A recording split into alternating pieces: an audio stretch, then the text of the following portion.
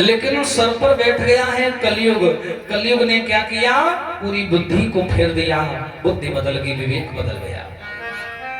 घोड़ा पर सवार होकर के परीक्षित जी चले तो रास्ते में क्या हुआ, इनको समीक यानी लोमस ऋषि का आश्रम मिला।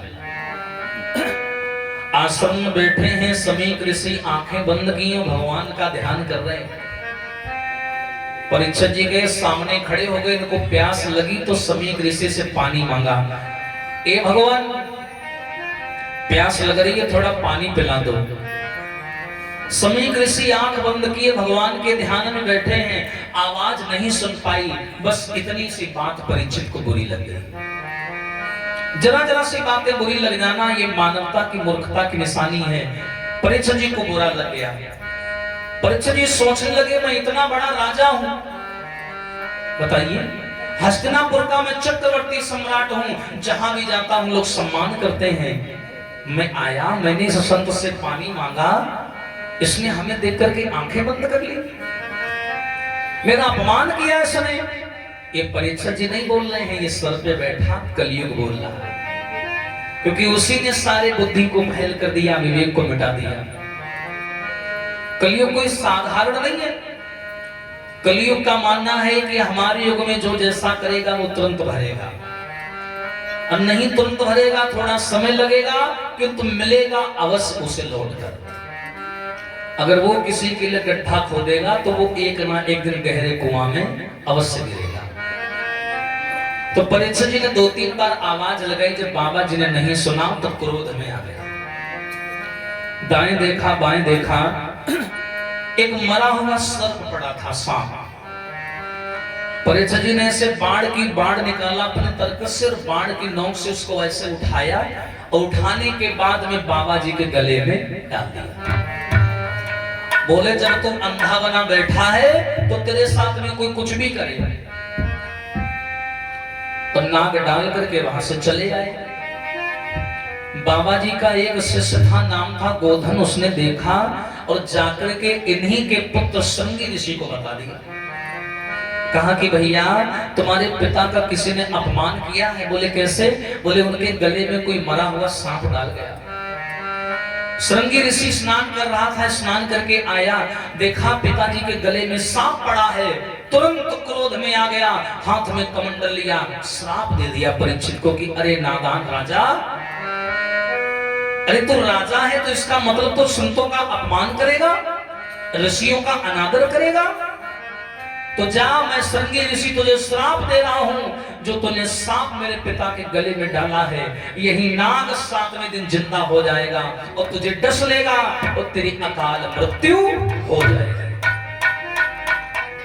जैसे ही श्राप दिया, तुरंत लोमस ऋषि की आंखें खुल गईं। देखा सब चेला लोग खड़े हैं बगल में, बेटा भी खड़ा है, बड़ा गुस्से में है, गले में नाग पड़ा है।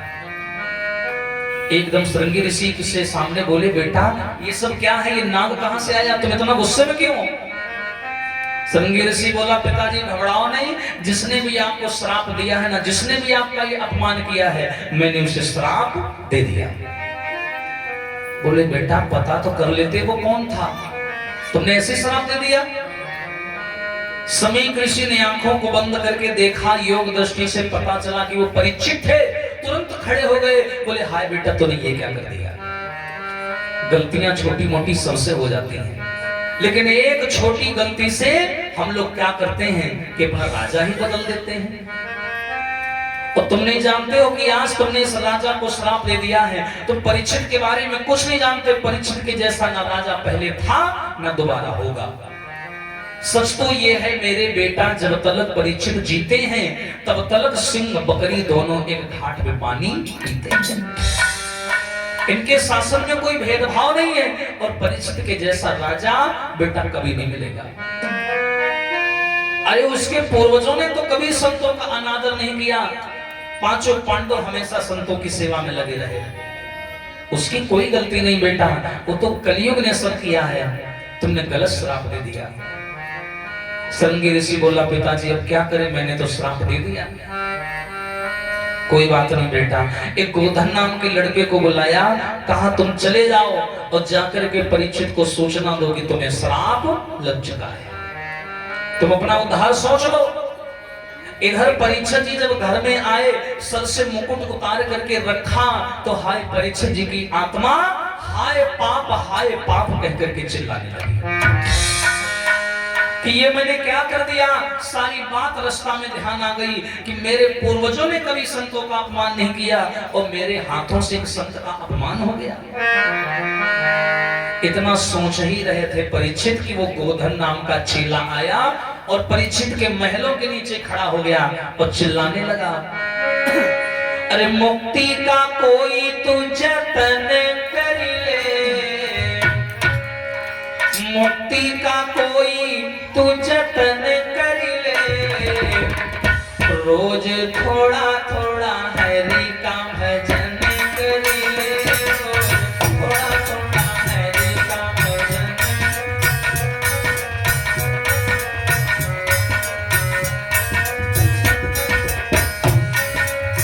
मुक्ति का कोई तू जतन कर लेना,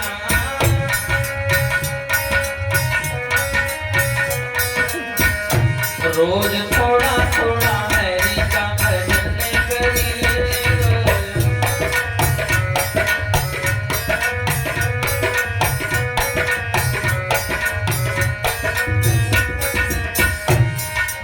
ए भैया, अरे राजन परीक्षित, तुम यहाँ सुख की नींद सोने जा रहे हो और वहां विधाता ने तुम्हारी जिंदगी का फैसला सुना दिया।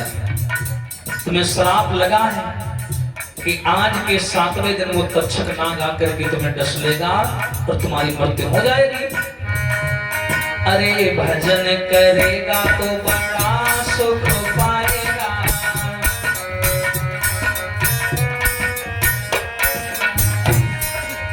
सुनना है ना, भजन करेगा तो बड़ा सुख पाएगा। अरे भक्ति से आत्मा का मैल धुल जाएगा, भक्ति से आत्मा का, हरि चरणों में मनन कर लेना,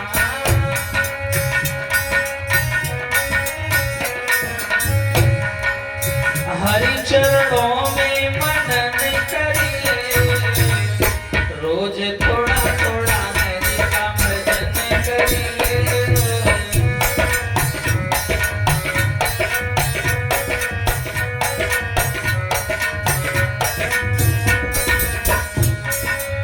मुक्ति का कोई तो जतन कर लेना,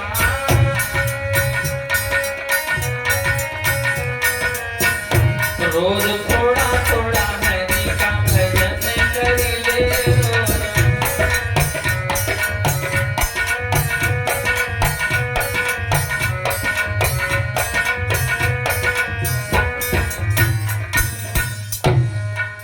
जैसे ही उस चेले ने आवाज लगाई कि राजन तू हरि का भजन कर ले, अपना कल्याण सोच, एकदम आंखों में आंसू आ गए। परीक्षित ने अपना समय व्यर्थ नहीं गवाया, तुरंत राजाओं वाले जो भी कपड़े पहने हैं ना परीक्षित जी ने, सारे कपड़े उतार करके फेंक दिए, भगवा वल्कल वस्त्र पहन लिए और संसार की सारी मोह माया को त्याग दिया। हाँ, सारी मोह माया को त्याग दिया। वहां से चले और गंगा किनारे आकर के बैठ गए। चारों तरफ पत्र लिख करके भेज दिया कि मुझे श्राप लग गया है कि 7वें दिन मेरी मौत हो जाएगी, कोई आओ और आकर के मेरा कल्याण करो। आज घर में पत्नी को छोड़ दिया, प्रजा को छोड़ दिया, पुत्र को छोड़ दिया, पूरा शासन त्याग दिया एक पल में। मृत्यु निकट हो तो फैसला लेने में समय नहीं लेना चाहिए, क्योंकि पता नहीं कौन सा पल आपकी आखिरी श्वास से जुड़ा हुआ। परीक्षित जी गंगा किनारे आकर के बैठ के ऊपर हाथ करके सोचने लगे। एक बार गहराई से सोचो, किसी मनुष्य को अगर श्राप लगा हो कि आज के 7वें दिन मृत्यु होगी, सोचो उसकी क्या स्थिति होगी। परीक्षित जी बैठ गए और क्या बोल रहे कि मेरी छोड़ो न बहिया, रोते हुए बोले हैं कि मेरी छोड़ो न बहिया, अवध सैया मोरी छोड़ो न बहिया।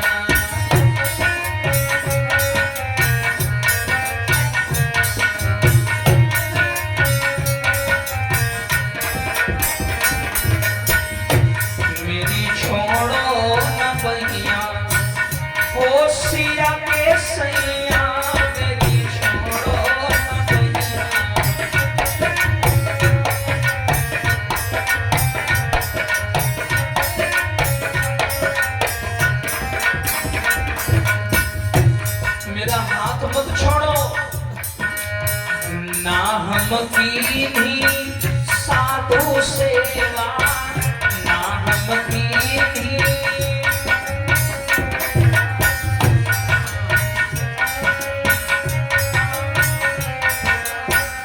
ना हम की भी साधु सेवा ना हम की भी और दुखियन दान दियो नैया मेरी छोड़ो न भैया कोई अवध सैया मेरी छोड़ो न भैया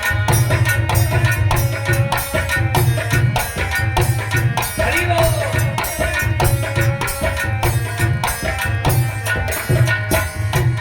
ऐसा भाव होना चाहिए। कहते 1000 गीत मत गाओ 1000 पद मत गाओ, एक पद भाव का गा दो वो दौड़ा चला आएगा। प्यारे कभी बता रहे इतना कठिन भी नहीं इतना सरल भी नहीं, किंतु अगर भाव में ताकत आ जाए तो उनकी इतनी दम भी नहीं है कि वहां बैठे रहे, अपने आप आएंगे। इसलिए ऊंचे ऊंचे हाथ करके ताली बजाकर बोले क्या मेरी छोड़ो न बहिया ना छोड़ो मेरी छोड़ो न बहिया अवध सैया मेरी छोड़ो न बहिया।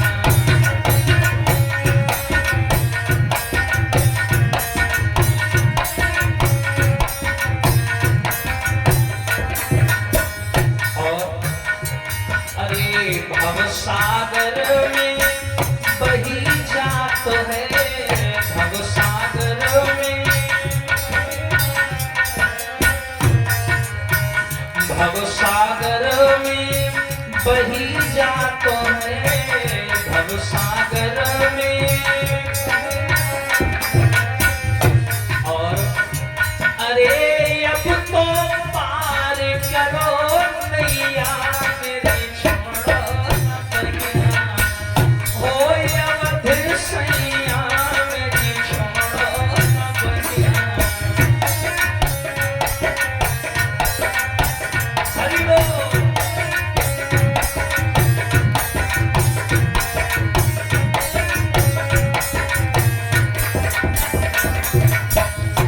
मेरी छोड़ो न बहिया हो सिया के सैया मेरी छोड़ो न बहिया।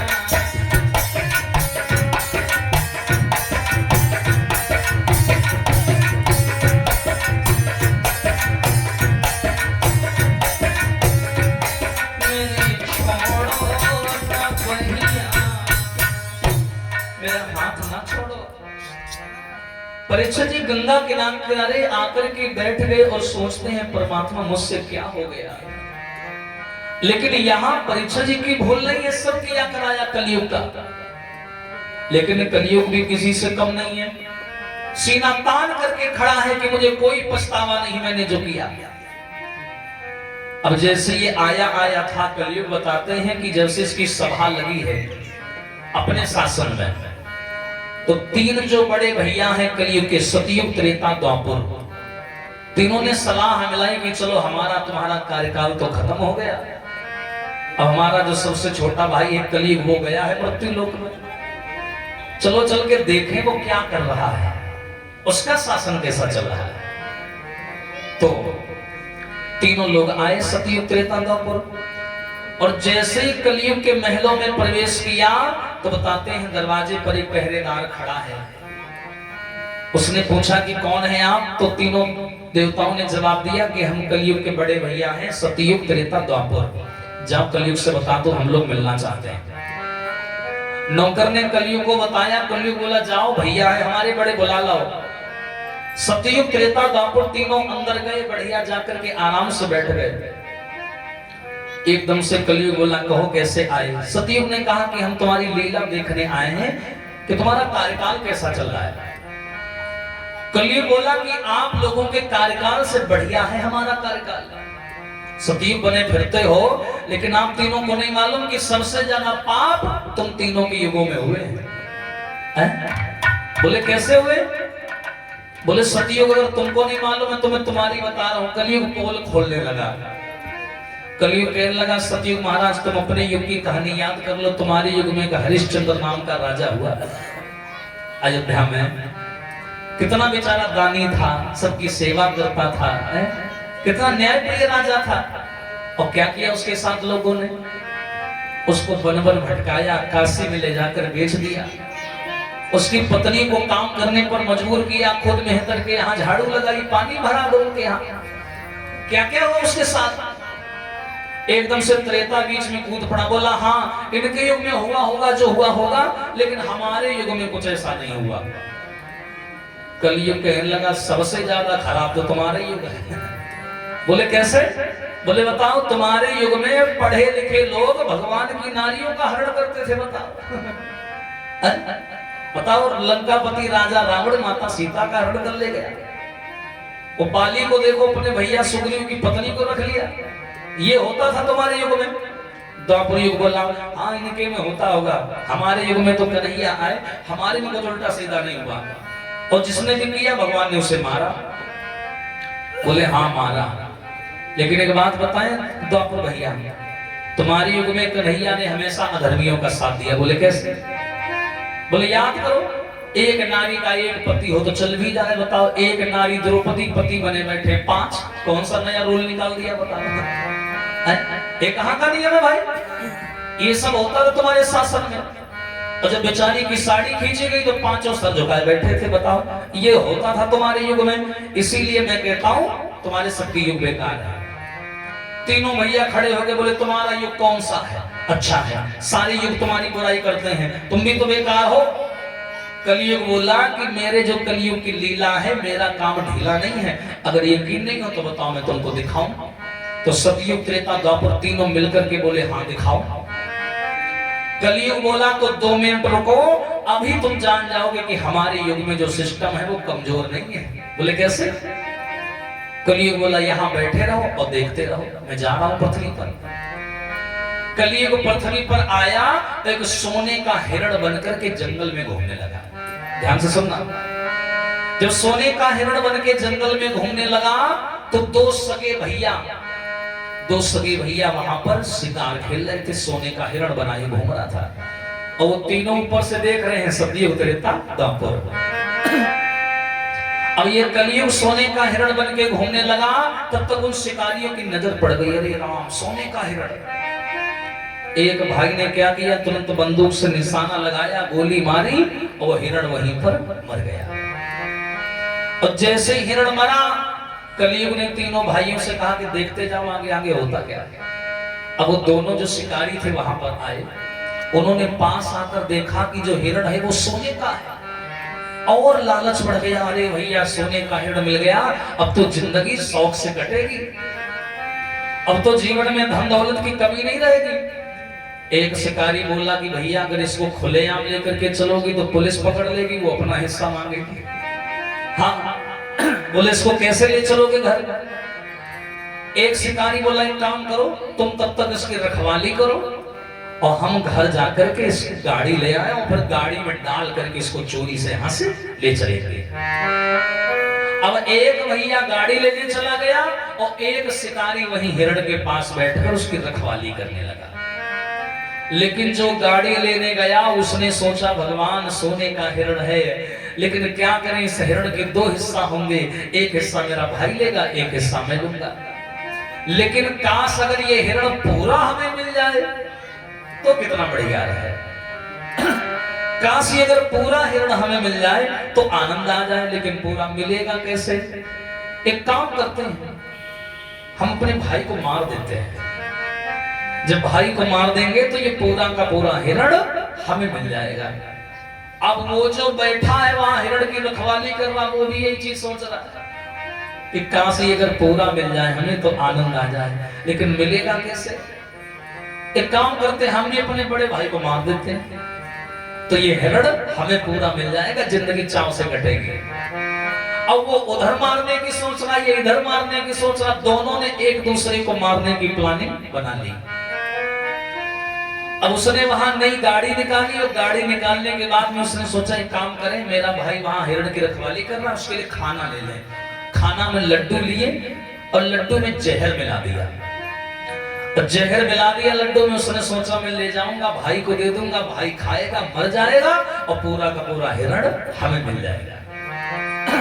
अब वो जो वहां बैठा रखवाली कर रहा है, वो सोच रहा है कि भैया को आने तो, जैसे आएंगे मैं तुरंत गोली मार दूंगा उन्हें, पूरा का पूरा हिरण हमें मिल जाएगा।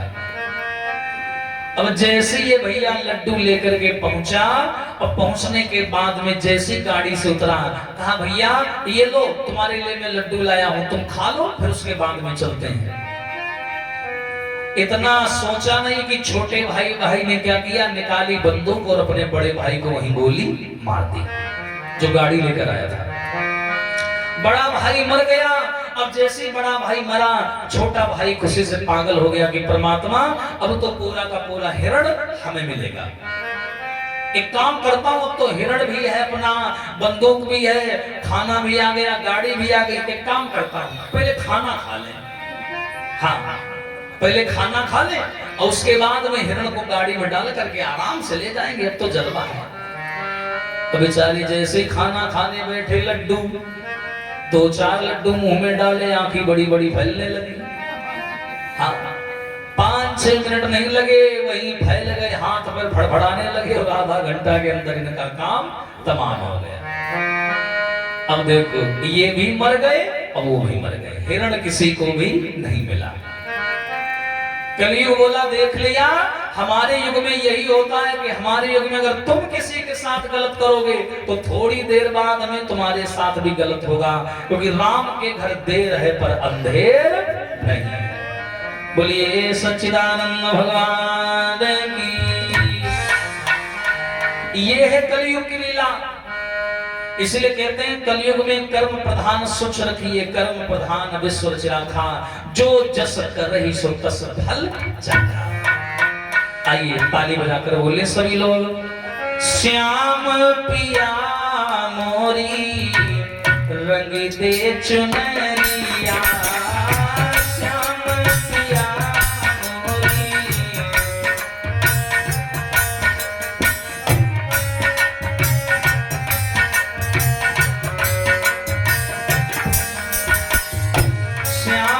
पिया मोरी रंग दे चुनरिया,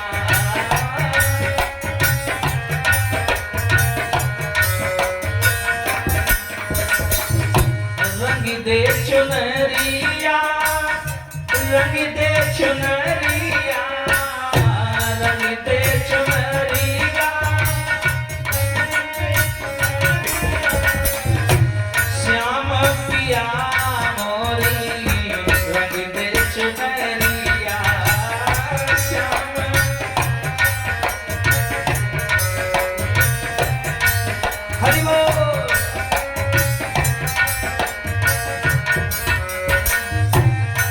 और प्यारे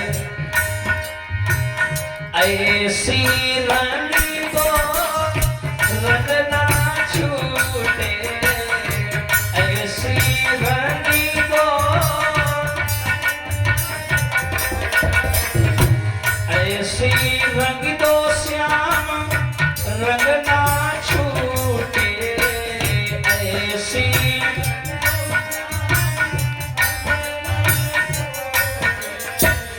ऐसी रंग दो रंग ना छूटे।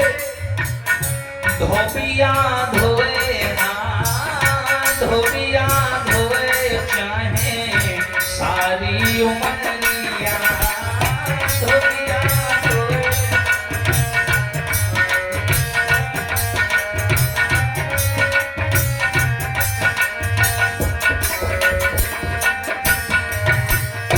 श्याम पिया मोरी रंग दे चुनरिया, श्याम पिया। हरि बोल।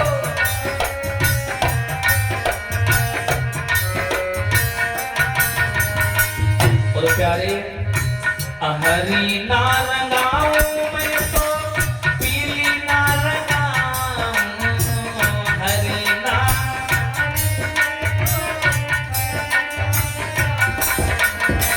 हरी ना रंगाऊं मैं तो पीली ना रंगाऊं, हरी ना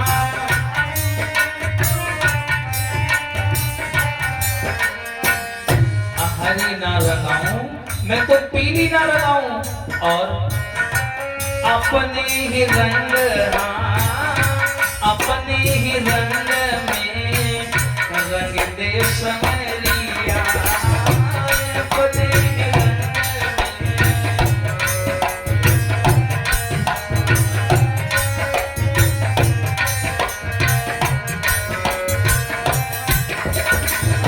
श्याम पिया मोरी रंग दे चुनरिया, श्याम पिया मोरी, हरि बोल।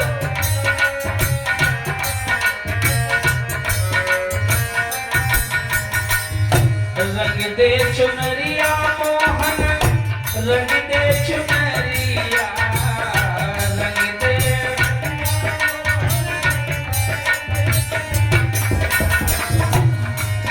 हाँ श्याम पिया मोरी रंग दे चुनरिया।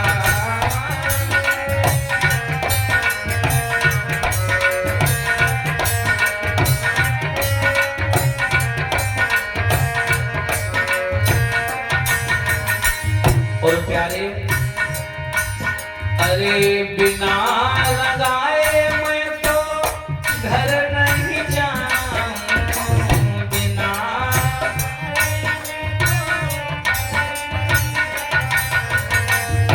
बिना लगाए मैं तो घर नहीं जाऊं, बिना,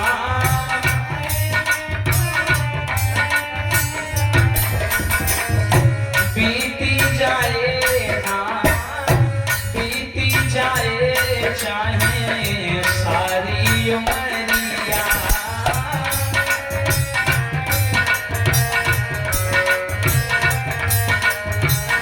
श्याम पिया मोरी रंग दे चुनरिया, श्याम पिया